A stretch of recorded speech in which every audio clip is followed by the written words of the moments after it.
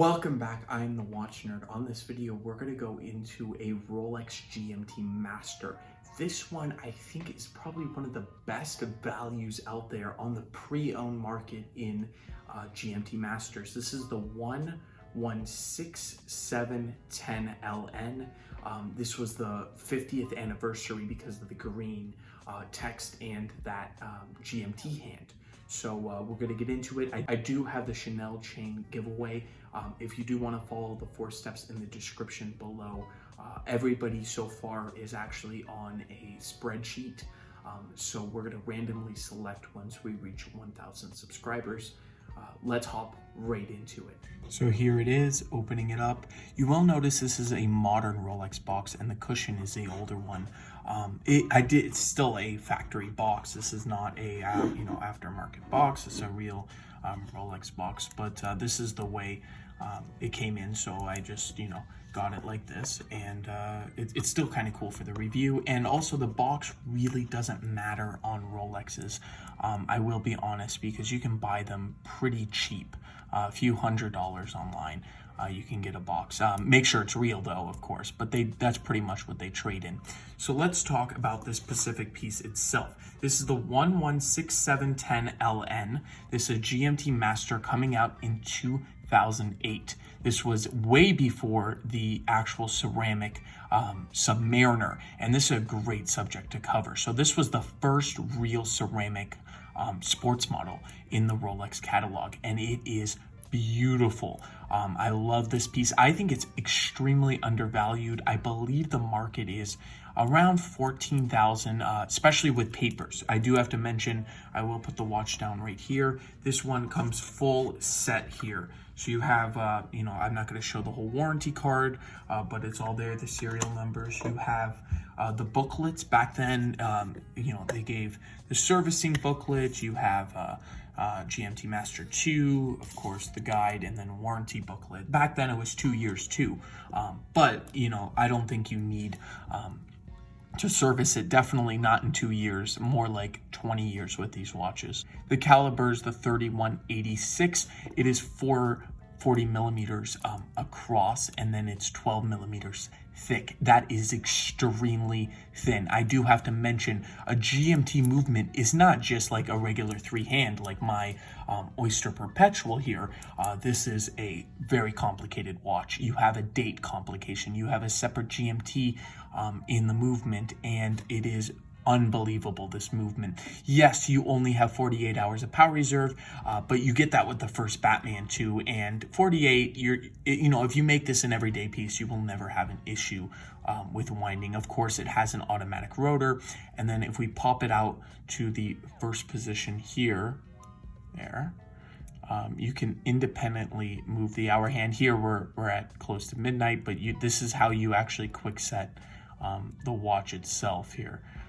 Very, very cool feature. Very nice, actually. And it does not hack the second hand. I prefer this to the other version in, let's say, the Datejust, where you actually have to hack the movement every time you move, the hour hand if you're on a plane. But of course, it's not a GMT watch. We will talk about water resistance, but pulling it all the way out, of course, hacks the movement. It's so solid, honestly. You do have to put a little pressure in there, but see, the movement is hacked, and now you can screw it down very, very nicely. It runs extremely accurate. Yes, there's a couple scrapes, I should say, and scratches, but nothing huge. Very nice, honestly. The watch is extremely nice. You have the Oyster clasp. It's a beacon hook system, so it goes in, goes out. You don't even need the extra security of the clasp, but you have it there. And of course it's all scratched up, but you can easily polish it. I believe it has never been polished. I'm not sure though of this particular service history. Geneva, Swiss, they're at the milled clasp. Milled clasp is a big improvement from the last GMT, because if you remember, the last GMT had colors. The last one was the Coke, and it had an all black. And I've reviewed that watch, so if you want to go back and see that review, you can. But this one is miles and miles ahead. You also have an easy link system right there, Very, very nice. That where you can actually pop it out, pop it in all you want. I keep it in, well, right now because the bracelet is out. And I've been wearing this watch for a bit. I absolutely love it. I really don't know any flaws with this particular watch. Super nice. It's super clean. You might even, it might be the lowest key ceramic GMT definitely out there on the market. Very, very nice. And it's really cool because later on, this is like the 50th with the, of course, green GMT hand and the green text. So it's really adds character, and it's I can't say how much this watch is, how cool it is, really.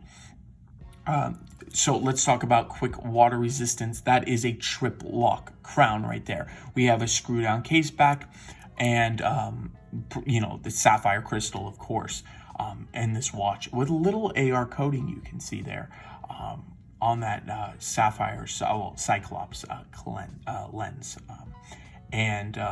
What that pretty much says to me is Rolex put it at 100 meters because, it's maybe not a dyed bezel, but at the same time, in my opinion, you can go much deeper than 100 meters if you really wanted to. That trip lock crown is so much security right there. And my Oyster Perpetual, only dual lock. So it's still very good. Any screw down crown from Rolex, you're not going to pretty much get destroyed unless you actually go deep sea diving, with the twin lock. But it's still more than capable, and it's not bulky like the Sea Dweller or something like that. I don't recommend diving in it just because it's not a diver, but if you really needed, if you were in the middle of the ocean or something and you have to go, or whatever the case might be, this can handle it. This can handle swimming pools, showers, whatever you put at it. That ceramic bezel will never go away. Ceramic bezel with platinum inserts. So that's the watch. Let's talk about the value quickly in the market, and then we'll close you out here. So this piece, you know what? Honestly, it's hard to value. I put it out there for around, 15,000 with full box and papers, 14,500, something in that range. 13, you'll see it online, but it'll be naked probably with lots of polishing. Naked referring to the no box, no papers. And you want a good watch. You don't want to, back then, people in 2008, this one I do have to mention, this is a 2015 piece. That's what the owner said. So it's late in the game, this one. I believe 2016 was when they released the Batman. I will put it up if I'm not mistaken. And that was like crazy. That watch went crazy. But in my opinion, I kind of like this a bit more. I've never really spent time with this watch, and the low-key nature of this GMT is really, truly amazing. Of course, there's really no extra polishing. You don't see that anywhere. And just the build quality is so fantastic. Thinking back to 2008, there was really nothing like it. It was a unique piece in the collection. Nowadays, you see it everywhere, right? You see ceramic on subs, on Yacht Masters, the new, but it's a different type of ceramic. It's like a matte one. But that's the watch itself right there. I would love to know what your opinions are. What are your comments? What do you think about it? And what do you think the market value is? I'm trying to get the market value on this specific piece. Just curious what people are willing to pay, because it's such a weird watch, right? Because it's not like the Batman where you know the price instantly online.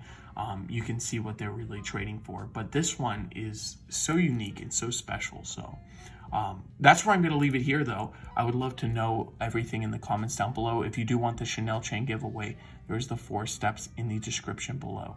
Thank you, and I will catch you in the next one.